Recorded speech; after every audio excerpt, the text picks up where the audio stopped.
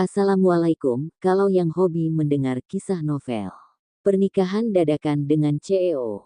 Jangan lupa dibantu subscribe, like, dan komen lalu di-share. Dan terima kasih atas dukungannya. Mari kita lanjutkan cerita sebelumnya. Bab 777.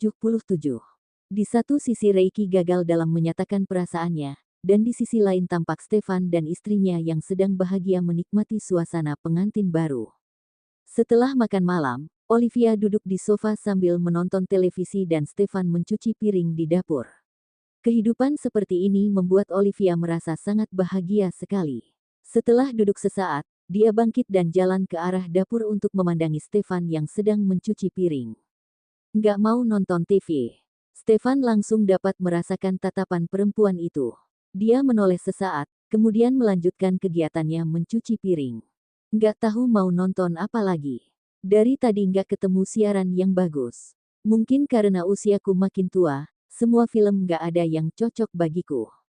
Efek televisinya terlalu dibuat secara berlebihan. Stefan tertawa dan berkata, kamu baru umur berapa sudah bilang dirimu tua? Biasanya kamu selalu pulang malam, nggak pernah nonton TV. Aku juga nggak ada waktu buat nonton dan mengikuti seri drama apapun, tapi aku setuju dengan kamu. Anak perusahaan kami ada yang bergerak di bidang entertain. Banyak film yang sudah diterbitkan, nggak tahu film itu cocok atau nggak dengan selera kamu. Sudahlah, aku sudah nggak mau nonton lagi. Kalau terlalu sering nonton, nanti aku nggak bisa melakukan apapun. Masih ada banyak sekali pekerjaan yang harus aku selesaikan, lebih baik waktu untuk menonton aku gunakan untuk buat karya seni. Bisa menghasilkan uang. Membicarakan perihal pekerjaan membuat Olivia bertanya pada Stefan, Stefan, mama kamu pernah sarankan aku untuk belajar mengenai etiket. Menurutmu aku perlu belajar, nggak? Apakah mama kamu merasa tingkah laku aku nggak baik makanya bilang seperti itu? Stefan merapikan piring yang selesai dicuci sambil berkata, bukan seperti itu, mamaku suka sekali denganmu. Coba kamu lihat, waktu itu mamaku saja minta aku yang kerja di dapur. Kalau dia nggak suka sama kamu, mama nggak mungkin membantumu. Meski ibunya memang sedikit tidak menyukai Olivia, Stefan tidak akan berpengaruh sama sekali. Dia bukan lelaki yang bisa diatur oleh ibunya. Mamaku merasa aura kamu sangat bagus sekali. Kalau kamu mengerti banyak tentang etiket yang sulit, pasti akan meningkatkan aura kamu. Dia nggak ada maksud lainnya. Tentu saja kamu berhak menentukan pilihanmu tanpa ada paksaan. Aku pribadi merasa kamu sudah bagus sekali, aku suka kamu yang seperti ini. Stefan memang pernah mencoba untuk merubah Olivia, tetapi pada akhirnya mereka berdua berakhir perang dingin. Bilesti membujuknya untuk tidak merubah sosok Olivia yang sesungguhnya karena yang disukai oleh Stefan adalah Olivia yang seperti sekarang. Jika Olivia diubah menjadi sosok yang berpusat pada Stefan saja dan mengagungkan lelaki itu, maka Stefan tidak akan menyukai Olivia lagi. Oleh karena itu Stefan menyerah untuk merubah Olivia dan memutuskan untuk membiarkan sifat Olivia yang seperti ini saja.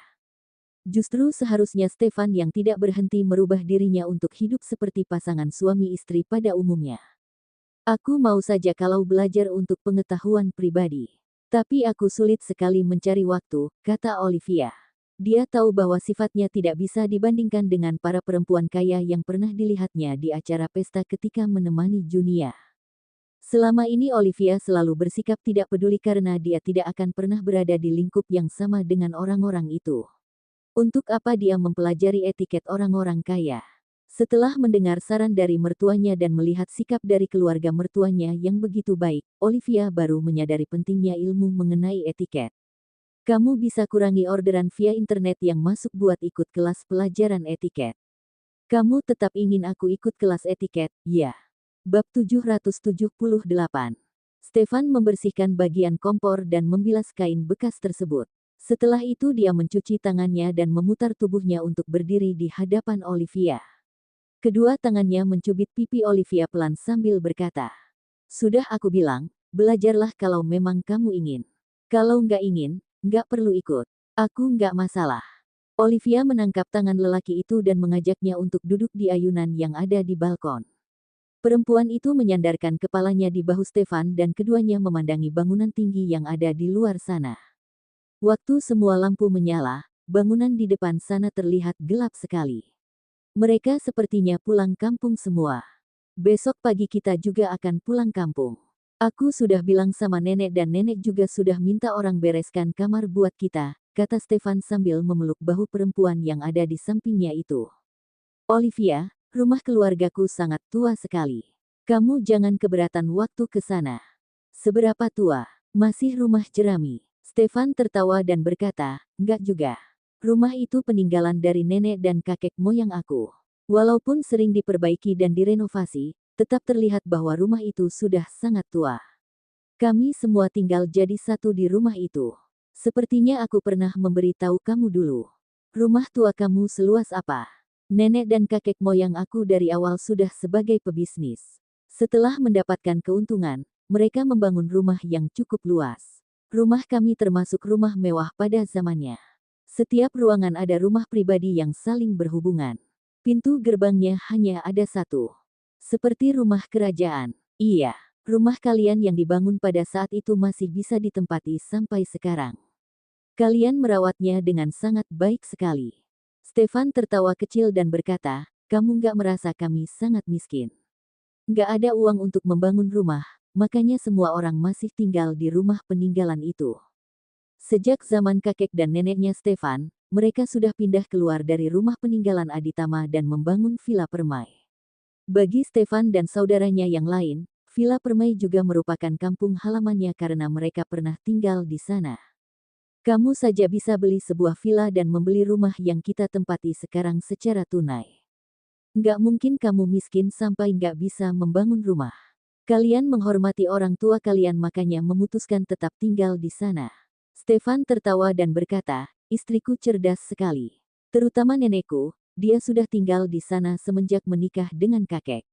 Sudah ada memori yang sangat banyak sekali di sana.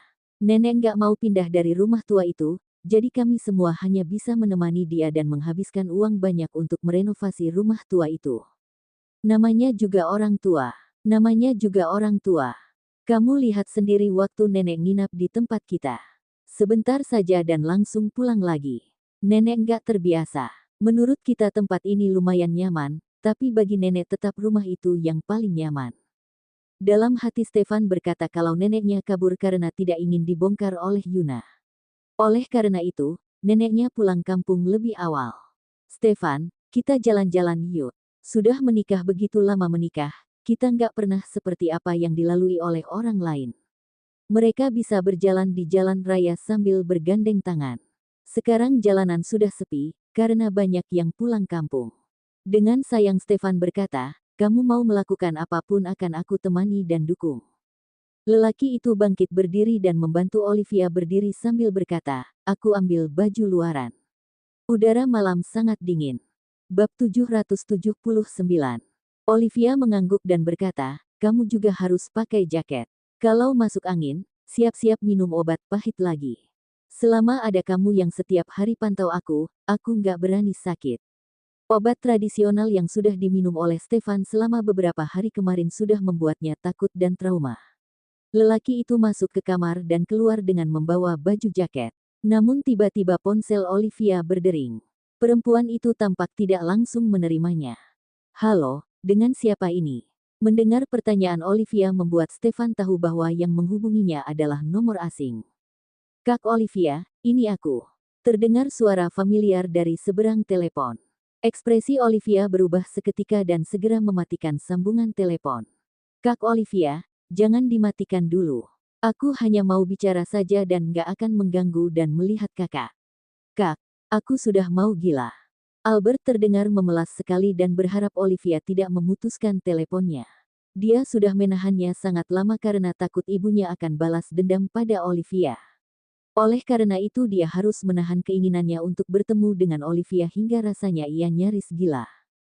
Pemuda itu tidak berani menemui Olivia di toko dan juga tidak berani menghubunginya karena ponselnya disadap oleh sang ibu. Sekarang Albert membayar seorang anak buah dan meminjam ponselnya untuk menghubungi Olivia. Tidak mudah baginya untuk menghubungi Olivia. Akan tetapi perempuan itu justru ingin langsung memutuskan sambungan teleponnya. Albert sudah tidak muncul di hadapannya dalam jangka waktu yang sangat lama. Dia juga tidak menelepon Olivia karena semua berkat Junia. Dia pikir cara seperti ini bisa membuat Albert menyerah dan memulai hidup yang baru. Tidak ada yang menyangka kalau Albert masih berusaha menghubunginya lagi. Siapa yang telepon? Tanya Stefan ketika melihat ekspresi Olivia yang keruh. Tidak ada lagi ucapan yang keluar dari mulut Olivia selain menanyakan identitas orang di seberang telepon. Mau tidak mau sang penelepon tersebut menjadi penasaran. Stefan menyampirkan jaket Olivia ke pundak perempuan itu sambil bertanya, "Telepon pengganggu." Albert. Kening Stefan langsung berkerut. Kenapa Albert masih belum menyerah? Pemuda itu selalu ingin bertemu dengannya untuk membicarakan perihal kerjasama. Akan tetapi karena Stefan terlalu sibuk, dia masih belum sempat bertemu dengan Albert. Perselisihan antara Aditama Group dengan Pratama Group sudah terlihat sangat jelas sekali. Hal itu membuat Albert merasa sangat tertekan. Perselisihan mereka membuat Pratama Group menghadapi kerugian yang sangat besar. Meski tidak akan bangkrut dalam waktu singkat, kerugian tersebut membuat banyak pemegang saham mencari Albert untuk meminta penjelasan. Yang membuat Albert marah besar adalah, pesaingnya memanfaatkan kesempatan tersebut untuk menyerang Pratama Group. Malam ini Stefan memutuskan untuk mengajak Albert bertemu ketika Olivia sudah tertidur. Dia akan memberitahu lelaki itu alasan di balik perselisihan kedua perusahaan tersebut. Sekarang Pratama Group sedang diserang kepanikan yang luar biasa. Stefan dan Reiki sebenarnya masih ingin melanjutkan. Akan tetapi karena Reiki sedang sibuk mengejar Junia yang merupakan keponakan dari ibunya Albert, risikonya akan sangat besar jika membuat Pratama Group bangkrut total. Bab 780. Kalau memang hal itu terjadi, maka Reiki dan Junia sudah tidak akan ada harapan lagi. Dia harus menyisakan kesempatan untuk temannya itu. Jelas-jelas dia tahu kamu sudah menikah, hubungan kita juga sudah stabil, tapi kenapa dia masih menggangguku? Kamu masih bilang kalau kalian hanya hubungan kakak adik saja. Kalau aku nggak cemburu dan nggak ribut sama kamu, kemungkinan kamu masih nggak tahu dia naksir sama kamu. Stefan menusuk-nusuk lembut kening Olivia. Sedangkan Olivia hanya menyentuh keningnya sambil berkata dengan nada tidak bersalah, "Kami sudah kenal dari kecil, apalagi aku lihat dia dari kecil hingga besar. Aku selalu menganggap dia adik. Sama sekali nggak ngangka dia bakalan suka sama aku. Ini juga bukan salahku, aku nggak pernah mengganggu dia," tambah Olivia lagi. Perempuan itu memeluk lengan Stefan dan berjalan keluar dari rumah sambil berkata, "Kalau ada yang suka sama aku, bukannya membuktikan kalau pandangan nenek itu bagus. Dia sudah memilih istri yang tepat buat kamu." Stefan tertawa dan berkata, "Benar, benar, nenek sudah memilih istri yang tepat. Memang, aku memang istrimu yang paling baik. Sifat jelekmu ini cuma aku yang sanggup menerimanya. Coba kalau perempuan lain, pasti sudah ribut dan perang dingin sama kamu." Dalam hati Stefan dia berkata, kalau perempuan lain maka kemungkinan Stefan tidak akan menikah. "Istriku tersayang, kamu harus terus menoleransi aku. Perjalanan hidup kita masih panjang sekali, aku merasa aku bisa hidup sampai usia 100 tahun, dan kamu 95 tahun.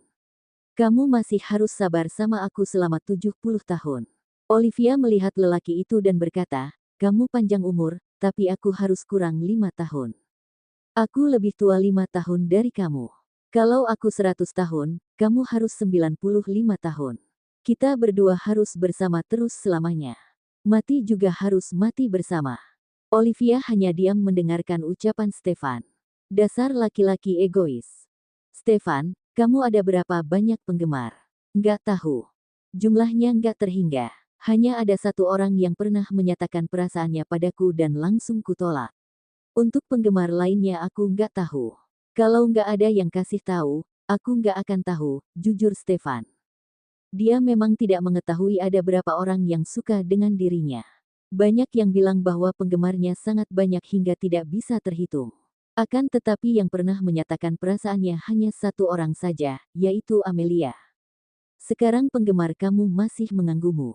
Kenapa aku nggak pernah mendengarmu bercerita?" Kedua suami istri tersebut keluar dari lift.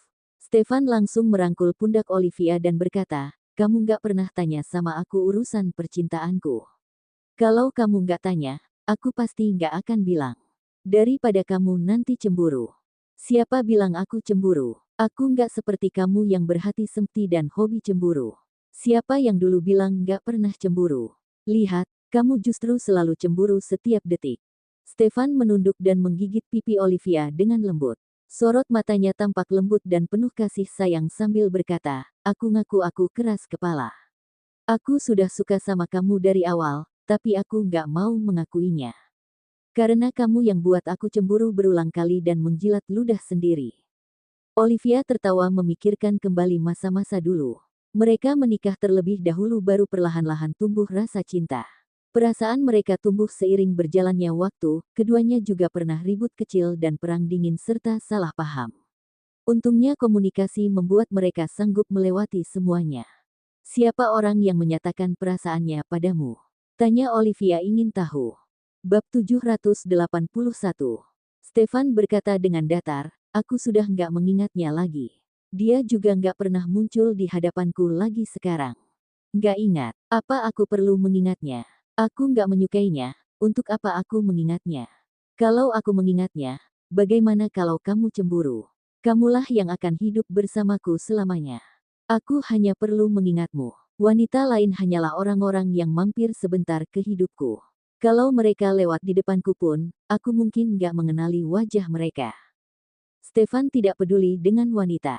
Memang dari sananya seperti itu. Seumur hidupnya, dia tidak akan menyukai wanita lain selain Olivia. Olivia tersenyum dan berkata, aku kan juga nggak akan marah dan nggak akan cemburu. Kamu nggak perlu seperti itu karena aku. Aku benar-benar bukan melakukannya karena kamu. Selain keluargaku, orang yang aku pedulikan hanya kamu. Semua orang bisa aku abaikan atau nggak aku pedulikan. Kalau begitu, kita impas. Albert menyukaiku, dan kamu juga ada yang suka. Stefan ingin bilang, Albert tidak seperti Amelia, yang langsung mundur setelah tahu tidak ada kesempatan. Namun, ketika kata-kata itu sampai ke ujung bibirnya, dia menelannya kembali. Albert mungkin masih muda, sehingga menanggapi cinta dengan sangat serius. Selain itu, dia telah diam-diam mencintai Olivia selama bertahun-tahun, sehingga tidak bisa melupakannya begitu saja dalam waktu singkat. Stefan dan Olivia berjalan santai sambil bergandengan tangan. Seperti yang dikatakan Olivia, jalanan tidak seramai dulu sekarang. Baik mobil maupun orang, semuanya jauh lebih dari sedikit. Bukan hanya mereka yang berjalan-jalan di sana. Orang lain juga suka ketenangan dan keheningan di sana, juga berjalan santai setelah makan. Stefan dan Olivia berjalan santai sambil mengobrol. Mereka membicarakan apapun. Namun, kebanyakan Olivia yang bicara. Stefan hanya mendengar. Setelah berjalan lebih dari 1 jam, mereka pulang ke rumah. Saat Olivia sedang mandi, Stefan pergi di balkon untuk menelepon Reiki. Ketika Reiki menjawab telepon, dia berkata dengan suara rendah, Reiki, bantu aku hubungi Pak Adam. Bilang padanya untuk menungguku di Mambera Hotel. Aku akan pergi ke sana tengah malam nanti, untuk berbicara dengannya. Bukannya katanya abis tahun baru-baru mau bertemu dengannya? Tanya Reiki. Sebelum Stefan bisa menjawab, dia bertanya lagi, apa Albert masih mengganggu istrimu? Pria itu memang masih belum menyerah. Dia menelepon Olive lagi malam ini. Olive nggak mengangkat, langsung mematikan panggilannya. Terkadang, orang itu suka memberontak. Semakin Olivia nggak mau meladeni dia akan semakin mengganggu Olivia. Reiki menghela napas dan berkata, Albert gila banget. Bisa-bisanya dia mau merebut istrimu. Oke, aku akan memberitahu Pak Adam, memintanya untuk menunggumu di Mambera Hotel. Kamu jam berapa ke sana? Aku mau kasih tahu jam spesifiknya ke Pak Adam. Stefan berkata, aku akan pergi ke sana saat Olive sudah tidur. Kalau dia nggak tidur-tidur gimana? Aku punya banyak cara untuk membuatnya tertidur dengan cepat. Reiki langsung paham dalam hitungan detik. Dia tersenyum jahil dan berkata dengan bercanda, aku pikir kamu nggak mengerti tentang hal begituan dulu. Aku bahkan pernah berpikir untuk mengajakmu ke suatu tempat untuk mempelajari dan melatihnya, supaya ada pengalaman. Sialan, Stefan memaki Reiki. Memangnya dia bodoh? Hanya karena dia tidak gampang menyukai orang, itu bukan berarti dia tidak bodoh. Reiki tidak marah meskipun dimaki seperti itu. Dia masih cekikikan di telepon, membuat Stefan langsung menutup telepon dan tidak mau berbicara dengannya lagi. Olivia sudah terbiasa tidur larut malam. Sekarang ini baru jam 9 lewat. Kalau dia disuruh tidur jam segini, dia tidak akan bisa. Stefan berkata padanya, Olive, kamu mau bergadang? Masih kepagian. Aku nggak bisa tidur jam segini. Bab 782. Olivia mendudukkan diri, mengambil ponselnya dan berkata, aku mau nonton film saja, deh. Stefan mengambil ponsel wanita itu, lalu pergi ke ruang kerjanya dan mengambil sebuah buku. Kemudian, dia menyelipkannya ke tangan Olivia dan berkata, baca buku saja. Baca buku mudah membuatmu mengantuk. Olivia mengambil buku yang Stefan berikan padanya, melihat judul buku itu dan mengerjapkan matanya. Dia tidak salah baca, kan? Buku ini ternyata. Dia membuka halaman pertama. Stefan meletakkan ponselnya di meja samping tempat tidur, berbalik badan dan melihat sampul buku itu. Dia terkejut dan refleks mengambil kembali buku itu dengan cepat. Dengan wajah sedikit malu, dia berkata, aku salah ambil buku. Tunggu, aku akan memberimu majalah. Setelah mengatakan itu, dia mengambil buku itu dan pergi dengan cepat. Olivia tersadar dari keterkejutannya dan tertawa, Stefan, ternyata kamu Stefan yang seperti ini. Stefan sangat malu. Buku itu diberi Reiki bertahun-tahun yang lalu. Dia tidak pernah membacanya, tetapi dia juga tidak membuangnya. Buku itu selalu ada di ruang kerjanya. Sampai akhirnya dia menjalin hubungan dengan Olivia, dia baru diam-diam mulai membacanya, namun, dia tidak mau Olivia tahu. Beberapa menit kemudian, dia kembali ke tempat tidur tanpa buku di tangannya. Olivia tersenyum dan sengaja bertanya, di mana majalah yang katanya kamu mau bawakan untukku? Stefan menatapnya tajam. Olivia, yang sudah terbiasa dengan tatapan tajamnya, berhenti tertawa, lalu cepat-cepat menarik selimutnya dengan erat. Dia berbalik badan, memunggungi pria itu dan berkata, aku akan tidur. Aku sudah tertidur sekarang. Kamu jangan bicara denganku lagi. Kalau aku nggak menjawab, itu berarti aku lagi bermimpi. Lagi mengigau. Stefan diam saja, dia duduk di tepi tempat tidur dan bisa melihat Olivia sedikit tegang. Dia memeluk wanita itu dari belakang dan berbisik di telinganya, tidurlah. Aku sudah bilang aku nggak akan menyentuhmu lagi malam ini, aku akan membiarkan kamu beristirahat dengan baik. Mendengar perkataan pria itu, Olivia menjadi jauh lebih tenang. Dia berbalik badan, menghadap ke Stefan dan menatap mata suaminya yang masih berapi-api itu. Olivia tidak bisa menahan diri untuk mencubit wajah pria itu dan berkata, kamu menyembunyikan sesuatu. Kalau kamu nggak mau mengatakannya, aku juga nggak akan bertanya. Suatu hari nanti kalau kamu mau memberitahu aku akan mendengarkan. Aku nggak menyembunyikan apa-apa. Stefan tidak mau mengakuinya. Aku ingin kamu tidur lebih awal dan beristirahat yang baik. Kita akan berangkat besok pagi. Jaraknya agak jauh. Setelah pulang nanti, kita nggak akan bisa beristirahat. Aku takutnya kamu kelelahan nanti. Olivia tidak percaya dengan perkataan pria itu, tapi dia tidak mengatakannya. Dia juga tidak bertanya lebih lanjut. Setelah berbicara dengan Stefan sebentar, Olivia mulai mengantuk. Dia pun menyerah dan tidur. Setelah Olivia tertidur, Stefan baru beranjak turun dari tempat tidur dengan santai, lalu pergi dengan tenang. Olivia memang tertidur, tetapi dia tidak tidur nyenyak. Dia sedang bermimpi. Dia memimpikannya dirinya dan Stefan mengadakan resepsi pernikahan. Di pernikahan itu, dia memakai baju pengantin berwarna putih bersih, sementara Stefan mengenakan setelan jas berwarna hitam. Dia sangat cantik dan menawan, sementara Stefan sangat tampan. Para tamu undangan memuji-muji mereka, mengatakan bahwa mereka sangat cocok karena yang satu cantik dan yang satunya lagi tampan. Ketika dia merasa bahwa dirinya adalah wanita paling bahagia di dunia, tiba-tiba dia melihat sepupunya, Amelia. Amelia berjalan mendekat, mengangkat tangan dan menamparkan Stefan. Semua orang tercengang. Bahkan, di dalam mimpi itu, Olivia refleks langsung berdiri di hadapan Stefan untuk melindungi pria itu. Dia bertanya pada Amelia, kenapa wanita itu menamparkan Stefan. Olive, pria ini pembohong besar. Dia sudah berbohong padamu dari awal sampai sekarang. Dia benar-benar pembohong. Jangan menikah dengannya. Olivia tercengang. Stefan adalah seorang pembohong. Dalam mimpi itu, Amelia menunjuk Stefan dan berteriak marah, Olive, jangan menikah dengannya. Tinggalkan dia sekarang. Jangan pernah memaafkannya.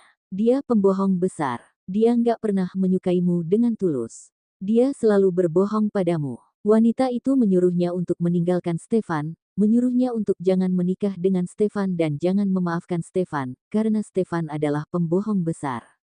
Bab 783. Stefan, apa kamu seorang pembohong? Tanya Olivia pada Stefan. Stefan menatapnya, tapi tidak menjawab pertanyaannya. Stefan, apa kamu benar-benar seorang pembohong? Olivia mengeraskan volume suaranya dan bertanya pada pria itu dengan suara keras. Kemudian, dia terbangun. Olivia terbangun dalam keadaan linglung. Setelah beberapa saat, dia mulai terjaga dan bergumam, ternyata hanya mimpi. Mimpi macam apa itu?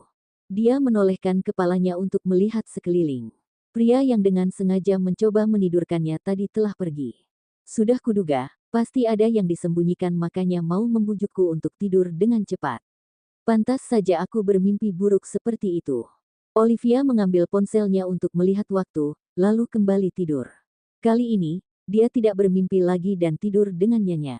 Di Hotel Mambera, Adam Pratama duduk di lobi di lantai pertama, menunggu Stefan datang. Tiba-tiba, dia mendapat telepon dari Reiki. Pria itu bilang Stefan bersedia meluangkan waktu untuk bertemu dengannya dan memintanya untuk menunggu Stefan di Mambera Hotel. Adam pun bergegas datang. Meski dia telah menunggu selama 2 jam di Mambera Hotel dan masih belum bertemu dengan Stefan, dia juga tidak berani marah. Dia tetap menunggu dengan kalem di sofa. Istrinya yang menemaninya datang. Bella melihat jam setiap selang beberapa waktu, lalu berdiri dan pergi untuk melihat keluar hotel. Dia tidak melihat mobil-mobil yang biasa datang mengantar Stefan, lalu masuk kembali dan duduk di sebelah suaminya. Sayang, menurutmu, Tuan muda keluarga Aditama bakal datang, enggak? Pak Reiki yang bilang padaku, jadi pasti benar. Tuan muda keluarga Aditama bisa dipercaya.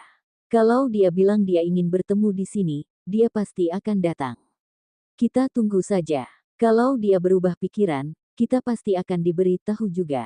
Mereka nggak akan membiarkan kita menunggu semalaman di sini. Meskipun Aditama Group sudah mengancam keberlangsungan bisnis perusahaannya, tapi dia percaya Tuan muda keluarga Aditama bisa dipercaya. Bella berkata dengan cemas, aku nggak tahu apa yang telah kita lakukan sampai membuat Tuan muda keluarga Aditama nggak suka pada kita. Aku masih ingat dia pernah muncul di sebuah pesta waktu itu, bahkan sempat menyapa Albert. Ini baru 2 atau 3 bulan setelah itu, tapi Aditama Group malah memutuskan kerja sama dengan kita dan merebut klien kita.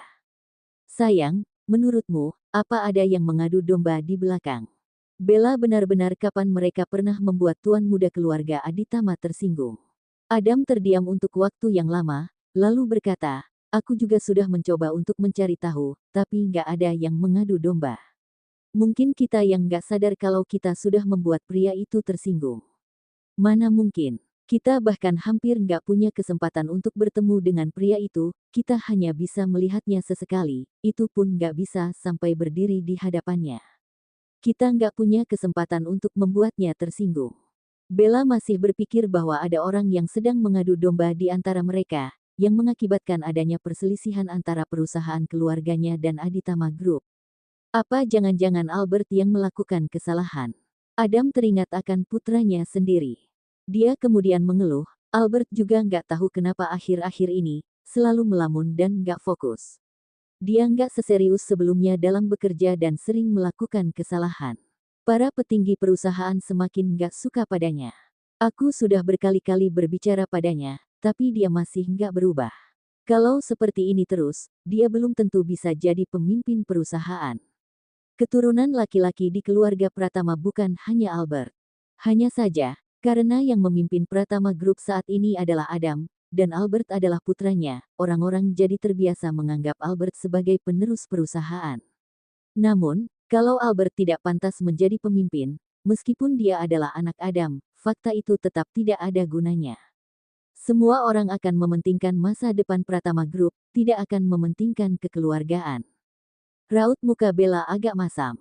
Dia berkata, anak itu benar-benar aku berbuat seperti itu karena mengira dia akan menyerah. Nggak disangka, dia ternyata jadi nggak serius bekerja dan nggak mau bicara padaku setelah pulang kerja.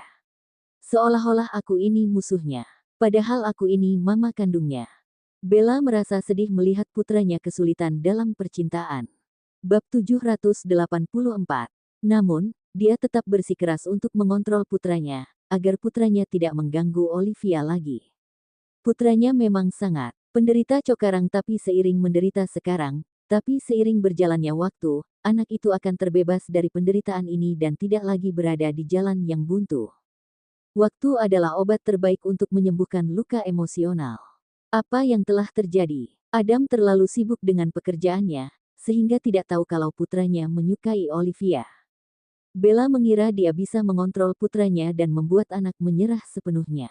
Jadi, dia tidak memberi tahu suaminya tentang hal itu. Bella menghela napas dan berkata, "Putramu menyukai seseorang." Adam berkata dengan bingung, "Dia sudah dewasa, wajar saja kan kalau menyukai seseorang. Ada orang yang sudah punya pacar di umur belasan tahun, sedangkan anak kita itu nggak pernah. Aku bahkan sempat khawatir dia itu nggak normal. Siapa yang dia sukai? Apa latar belakang keluarga wanita itu nggak baik? Kalau nggak, kamu nggak mungkin melarangnya." Perkataan Bella barusan membuat Adam tahu bahwa istrinya tidak suka dengan orang yang disukai putranya. Bella menghela napas lagi dan berkata, "Kamu juga mengenal wanita itu. Kamu sudah mengenalnya selama belasan tahun." Adam berkata, "Aku sudah mengenalnya selama belasan tahun. Albert biasanya suka mengikuti Junia kemana-mana. Anak itu nggak mungkin menyukai sepupunya, kan? Mereka sepupu dekat, nggak boleh menikah. Apa yang kamu pikirkan? Yang Albert sukai itu bukan Junia, tapi sahabatnya Junia, Olivia." Adam tertegun. Bella melanjutkan, "Olivia sudah menikah, sudah jadi istri orang.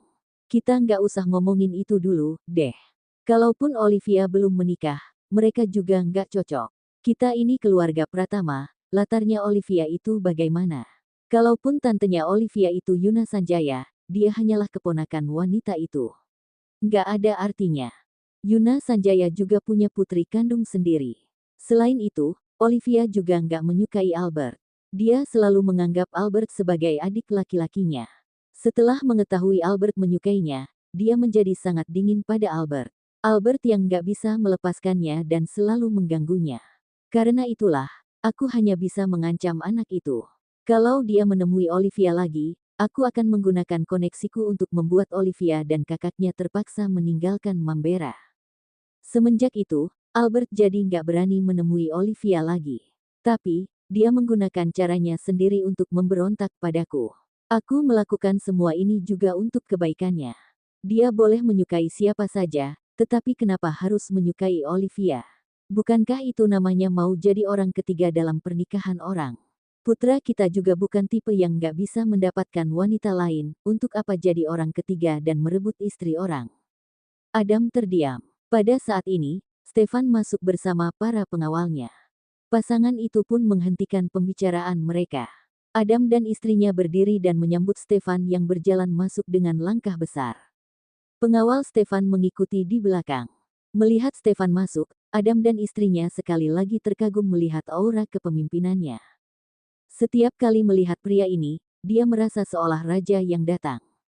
"Pak Stefan." Adam dan istrinya tersenyum lebar. Stefan melirik mereka dengan acuh tak acuh, berjalan lurus melewati mereka dan berkata, "Ikut denganku." Adam dan istrinya menggema mengiyakan. Mereka tidak berani memikirkan apa-apa dan mengikuti langkah Stefan dalam diam. Mereka juga tidak bisa mengikuti dari dekat. Mereka hanya mengikuti di belakang kelompok pengawal. Bella merasa ekspresi Stefan barusan sangat serius. Dia merasa ada yang tidak beres. Ini cukup menakutkan. Dia merasa dia seolah tidak tahu bagaimana dia akan mati. Cerita bersambung.